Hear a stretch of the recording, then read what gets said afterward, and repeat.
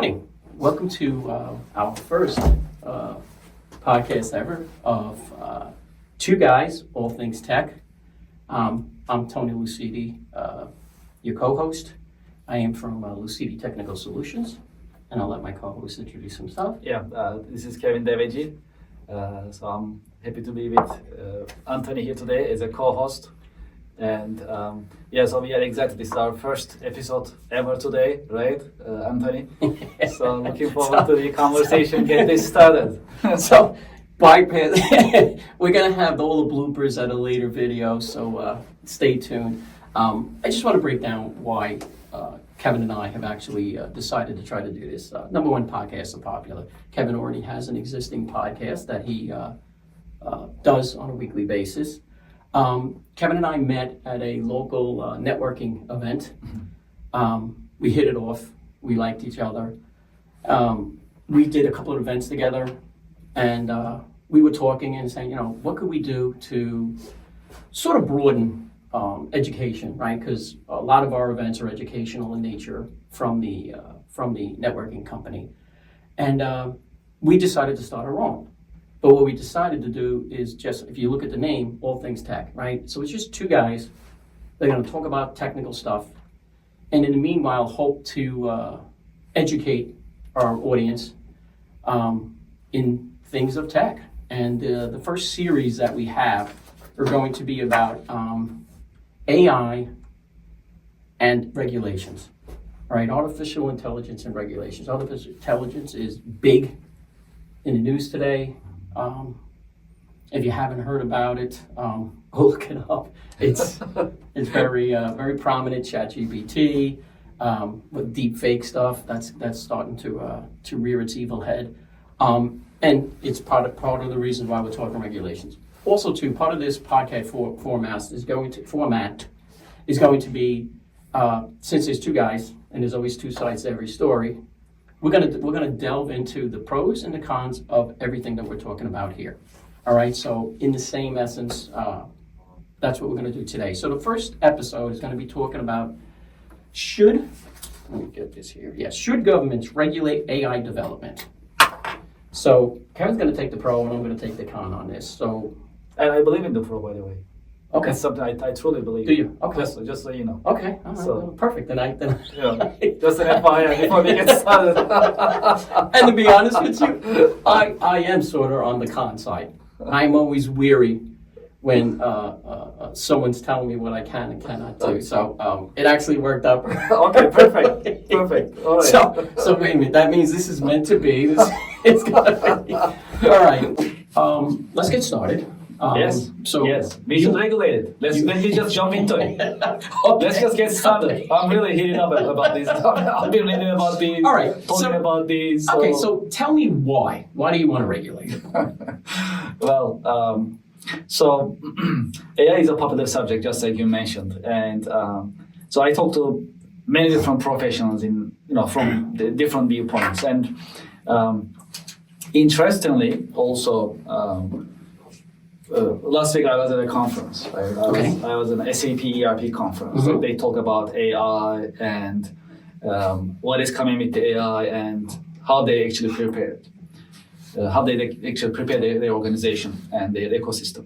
So the truth is, AI is here, and it's here to replace everyone. Okay, that's it. That was the bottom line. I was watching the CEO's presentation, their CEO's presentation. They came all the way from Berlin to Orlando, Florida, right? So we were like all ears, like all of us, technologists and SAP ecosystem members. So all these AI agents that they created, HR agent, sales agent, marketing agent, accounting agent, bookkeeping agent. So they are designed to. Well, right now the way that that's presented is as a helper, right, assistant. But we all know the capabilities. So they are here to replace humans, basically. That's where it's going. So, having said that, where are the boundaries? They're gonna replace everyone eventually. Like there are no laws, no regulations, no restrictions. So they can just come take away the jobs. This is one of the effects of AI. So you're saying regulation should prevent it from stealing jobs? Yes. So, but what does that do to innovation? What does that do to the capabilities of where AI can go? The reality is, listen, Henry Ford did the assembly line, correct? And today, robotics have replaced those workers on the assembly line. Those workers found other work, and cars are being manufactured. The economy is doing well, and nothing has hurt the automobile industry because of the robotics. So actually, yeah, I mean, then you go actually a little bit actually just in the past. Let's just talk about industrial revolution a little bit, right? So just by cars, right, it replaced all the horse carriages, right? Mhm. All the horse and that industry completely just wiped out because of the cars, right? No horses needed, no carriages needed, right?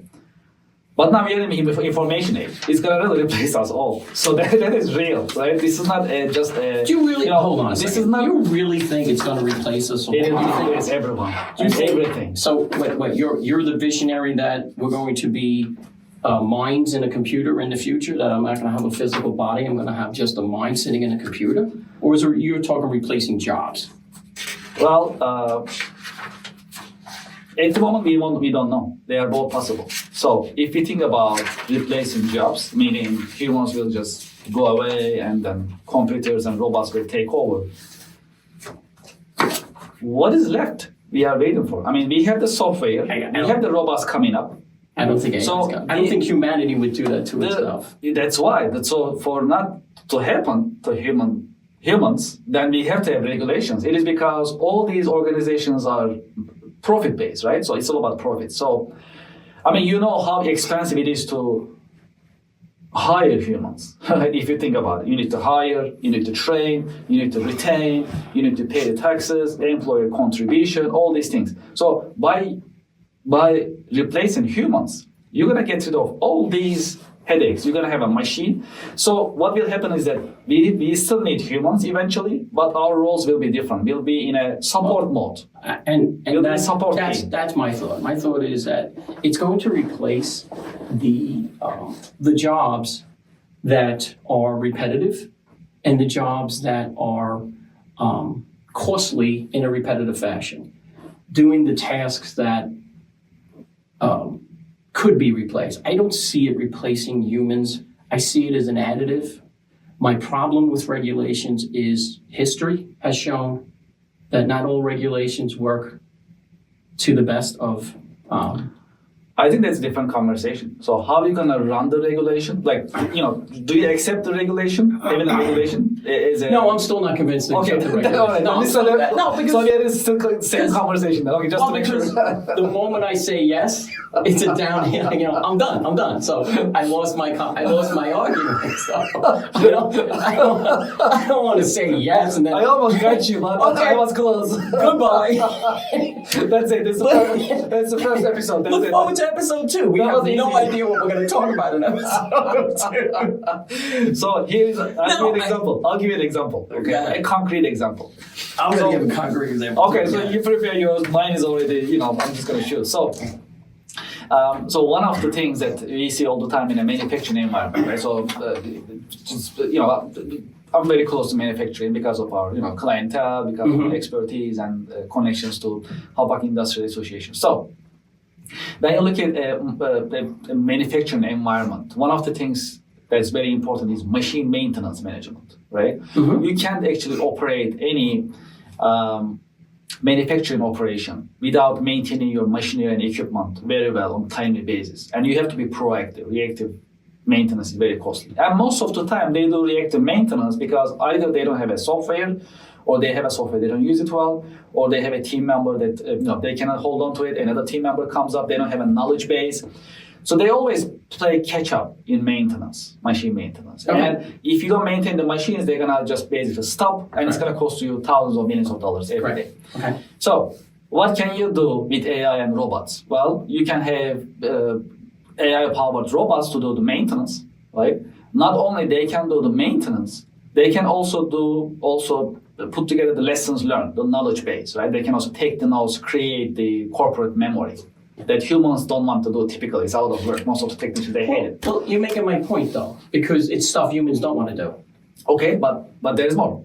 So it's just going to replace all the technicians, all the maintenance team, all the maintenance just practice that they have will be just wiped out. All you need is a technician who will take care of the robot, who will do the maintenance. That's it. You still need somebody to verify that the algorithms are working and that the software is working, right? So you still need a nominal staff to at least do a human check. Yeah, but AI is not there yet. That's not there yet. But I don't even think it's going to take 10 years.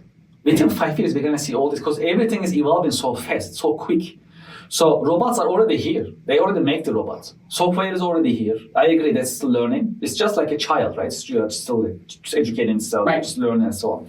So this knowledge base is coming up. But just within 5 years, we're going to see more robots coming in and doing these things, which robots are not new, by the way. Automotive industry, we have robots. They do a lot of manufacturing, a lot of mundane tasks. But this is different. This is not just a rule-based system. This is a goal-based system. So one of the things actually I really learned very well during that conference that I talked about earlier is difference between the robotic process automation, RPA, and AI, right? RPA is rule-based. All these workflows that you put together in software, everything is rule-based. So if you see these, just do this. If you don't see this, don't do anything. That's it. There is no, that's it. That's everything's rule-based. Just for our audience. And also, just for our audience to know, the AI agent is goal-based. So how are you going to reach that goal? The goal is reducing the maintenance frequency. The goal is making the maintenance operations, making sure that it takes less time and you use less expensive equipment or material or better material, so it's gonna break down less often, right? So all these goal-based logic is the human logic that will replace the humans, most of the humans. So in your example, yes, we will need technicians in the core to run the software and robotics, but I just don't need them just for the maintenance. I just need them for everything, meaning I don't need the maintenance team anymore at all. The maintenance director is out. Maintenance manager is out. All the technicians, electricians, mechanical engineers, electronic engineers, everyone is gone, done. No, but they're still creating the machines and things like that, right? So first of all, if a company has that many people just to maintain maintenance, just today, forget about AI. I'd be questioning that, right? That's a huge payroll. Yeah, just maintain. Yeah, just to make a point, that is true. So just to make a point, in an enterprise organization, just to make a point, the largest number you'll ever see is 40, never more than 40, ever. That's still a big number. That's it. To maintain. That's it. One company. One company, correct. But I'm talking about enterprise level, machine. I get it. It's never more than 40. Still, a lot of people for an enterprise, great, but that is it. That's 40, right? That's an example. There may be more in different departments or different practices. But just maintenance, I'm sure that's that's one of our expertise. So you never see more than 40 even in an enterprise level company. So all I'm saying is, so this 40 is gone. But then, I can expand it to other operations as well. But the reality is these people can find jobs elsewhere as well, right? You just take the workforce. I don't know. Everyone's getting AI. Listen, it's affordable. When the robots came into the car manufacturers, those people found work elsewhere. Yes, but that is automotive industry. Now I'm talking about, when I say maintenance, it's like, cross industry. I mean, anywhere there is manufacturing. I get it. It's on automotive, for example, right? I get it. So it's broader. So the transformation will be broader. So the wipe out of humans in the... So here's my question then. Yeah. Why bother with AI then? I mean, you're saying it's going to replace humans, so wipe it out. Yeah, I'm not saying... Why have a regulation? Okay, why have a regulation? Well, eventually, those people who lose their jobs, they cannot find jobs. So who determines the good and the bad? See, this is the problem I have, because if you look at the past... I downloaded from the Brookings Institute an article called Balancing Innovation and Regulations in AI. Okay. And this little quote here. I'm just going to read it to you. When innovation can cause harms, ex ante restrictions such as bans on use or further research, ex post withdrawal from the market, or liability for harms in principle. These policies can all achieve the same goal of aligning market incentives with socially desirable. However, the relative efficiency depends on the regulator's knowledge about technology's potential risks and benefits at any given time. To make more clear how serious the information problem is for regulators, consider the earliest proposed laws related to AI. The European Union Artificial Intelligence Act was proposed in early 2021. Okay. This initial UA does not, across over 100 pages, use the words large language model, transformer, or generative a single time. The definition of high-risk AI systems used in the initial EU Act includes those used in education and law enforcement, but it does not in any way constrain independently acting agent systems. Hold on one second. There's another quote in here Okay. from, come on, where is it? It goes back to the nuclear age. So basically, during the 50s, here it is. Small companies. All right, I'm going to paraphrase. So basically, in the nuclear age, they were concerned about nuclear, the world blowing up. So they went towards a nuclear reactor that was water-based. Okay. And what they found out that was not the optimum approach. But because they were so worried about the world blowing up, they chose that effect. And according to the article, in 2024, they just started to rebound from that bad decision.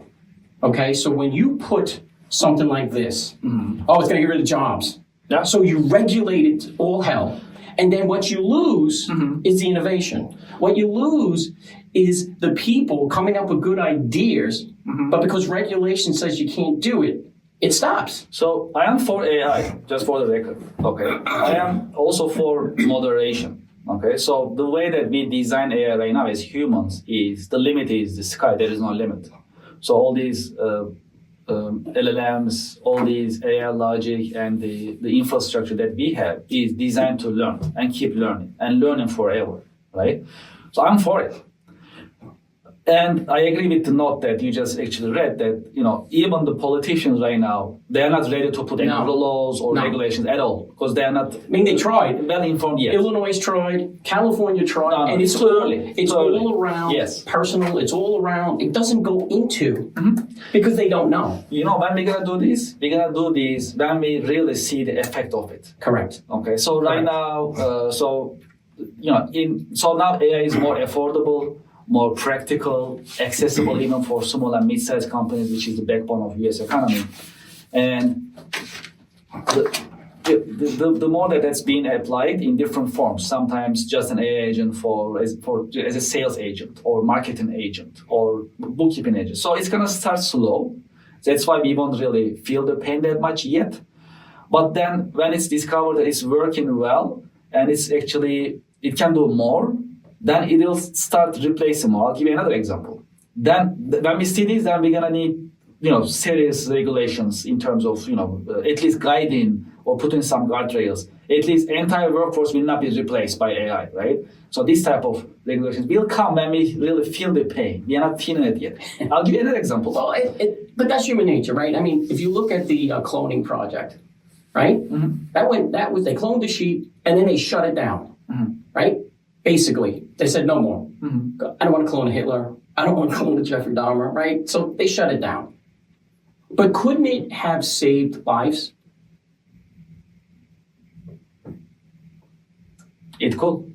But I'm here to discuss AI. Cloning, so I'm not prepared. No, because what I'm talking about is it was regulated, and the regulations stifled the innovation. The money wasn't available to perform things like that. And that's another problem you have is that the big boys, I mean, come on, look, Microsoft is funding OpenAI. Oh, of course. Okay. Of course. Yeah, it's going to go there. Microsoft, Google, you don't think they benefit? Big tech. Absolutely. Okay. So when you have the big boys and their money, now you cut out all the small guys.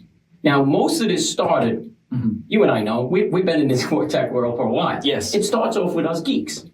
Some dude in his garage is going to come out and, this looks cool. And started. And that's where it goes. You put big money behind it, they're going to make regulations that suit them. That's their needs and only their needs. And they're going to pour money into it, to which point, I hate to say it, but you become their bitch. In all honesty, come on, that's what happens. The more money, you cannot ignore the money trail. So if OpenAI says no, I'm not going to go this route, Microsoft says, all right, I'll pull my funding. Where do you think OpenAI is going to go? They're going to change their thought process because the money now has changed. Yeah, well, how do you prevent that? yeah, but there are different levels of regulations, right? I mean, not everything happens just just big tech level. Some things happen local level, so the locally, state-wise. And how do you prevent? All right, so I'm a private company. Yeah. And I want to do AI for myself and my company. Your regulations could prevent me from that. We don't know yet. So there is no regulation. That's possible, but I don't think that's going to happen that way. It's going to happen in a way that, Okay. All I will say, at least how it should happen is that history, moderation. history is proving you wrong. Whenever Well, history has shown, when big money gets involved with stuff, big pharma. I mean, come on, let's look at what the big One money way does. or another, big tech will make money with any type of regulation. I'll agree with that. Yeah, They'll make money. It is Yeah. because right now they invest so much money because they have the core. So, I mean, for any small and mid-sized company to really start an AI, AI from scratch is very tough. It requires a lot of money. So that's why there is a consolidation towards the big tech because they have the money, they have the investors. That's why it's they'll build the tools. correct. And it's different from just sitting down and putting together a rule-based software. It's a different, completely different. So here's my also Scale. my problem, and I don't know how regulation fixes this, but you got all of these social media algorithms, right? Do you know what they do? We have no idea. No idea. No idea. Okay, so No idea. in this learning, They say what they do, but we don't really know. in these LLMs, do Yeah. we really know what it's doing?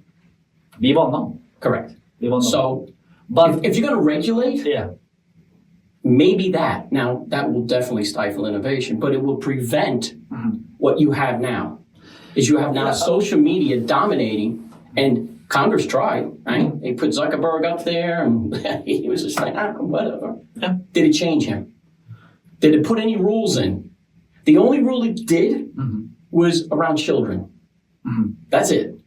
So I do think you are correct in it's going to take some episode, with this deep fake stuff. I mean, it's getting a little crazy. That is one of the things. So my point about regulation is that you have to have the forethought. You just can't. Here's what's happening, and exactly what you had said in the beginning. The world's falling. I'm going to get replaced.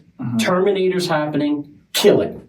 And that's the mindset. So the mindset comes. Don't kill it. Use it. Okay, wisely and in a mother. But what happens is now you get two people on either side. All right. See, you and I will negotiate. Yeah, that's Okay, so there's going to be a point where I'm going to say, okay, I'm all right with regulations. Okay. And in all honesty, there needs to be something. I'll give you that. Thank you. The problem. That is the end of the video. Let's start with the next one. I think I'm done. This isn't a content. I know. Kevin's like, me? One? See you in the next episode. Other side next time. I won that one. He's going to have a scoreboard. Kevin, 1. Tony, 0. I think that's my trophy right here. I have my mug too. So I am all set. That's your trophy mug. you. Yeah, there you go. Thank you. I want to thank the Academy. But there is that cautionary tale because the more articles I read, and these weren't articles of known conspiracy theorists, and these are educational articles that are just basically saying, hey guys, and what I think happens is I would love for regulation to include smaller companies. If you're going to open it up, or let's say on the board of the regulation, I'm going to have a philosopher. I want to have a social worker. You understand what I'm saying? Something where it's a full mindset, and it's not just a business guy saying money, money, money, money, money, profits, profits, profits. Or on the other side, Terminator's coming. We have to kill Skynet. You know what I'm saying? It's you got to have the balance, man. Yeah, absolutely. I mean, which way is gonna really go? We shall really see. We don't really know right now. I mean, just like you mentioned,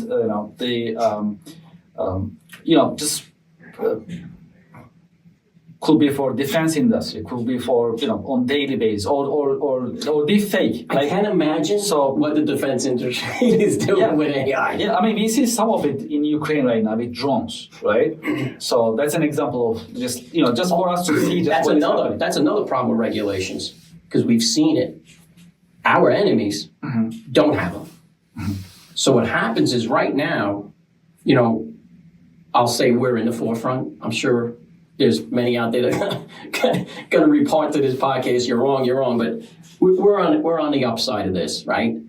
We put regulations, slows down innovation. The enemy doesn't care. So they're going to move forward with their innovation. So you have to be careful, because then you wind up in a situation where you're no longer in it, and then you can't control it. Now it's out there, and it's sitting there, and now they're doing their own algorithms, and they're going to do whatever it takes to get it to where they need it to be.